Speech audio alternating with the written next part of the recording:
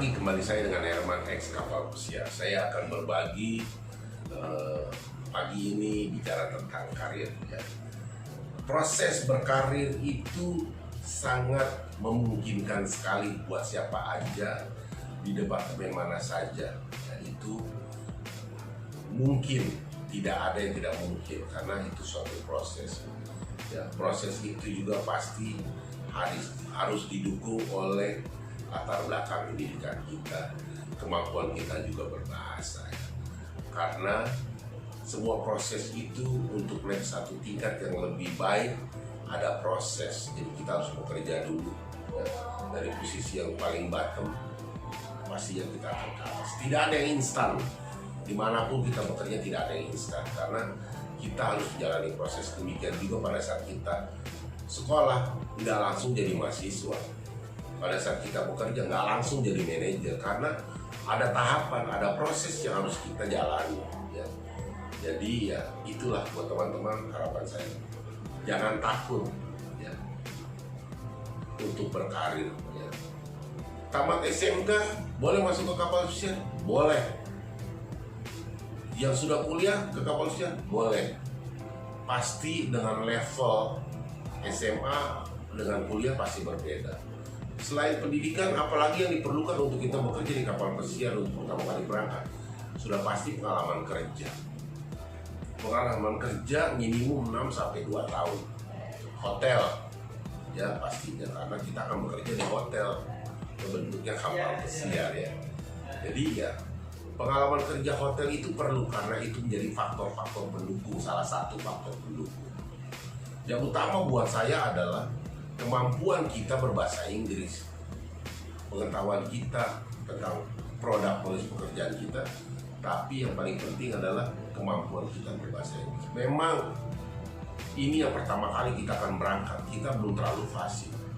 Oleh sebab itu saya sarankan pada saat teman-teman berada di kapal, bergaullah dengan bangsa lain, ya, dengan bangsa lain supaya menambah kemampuan kita untuk berkomunikasi, ya, berkomunikasi berbahasa Inggris, juga kemampuan kita untuk mendengarkan karena semua suku atau semua bangsa dia punya lafal atau tang atau dialek yang berbeda.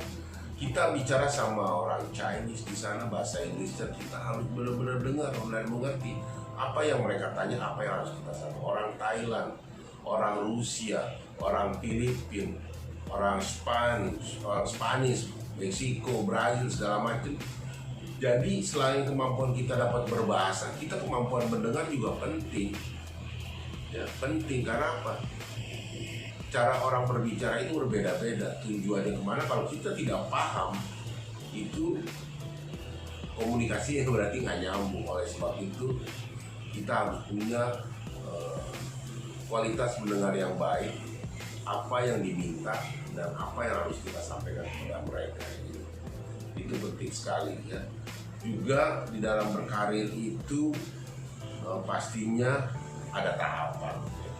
Dari posisi gali di dining room, kemudian naik kembali ke lido atau snack boy, ya dari snack boy bisa ke room service atau ke asisten waiter, kemudian dari asisten waiter promote as head waiter, kembali lagi mengepalai buffet, dia yang megang buffetnya.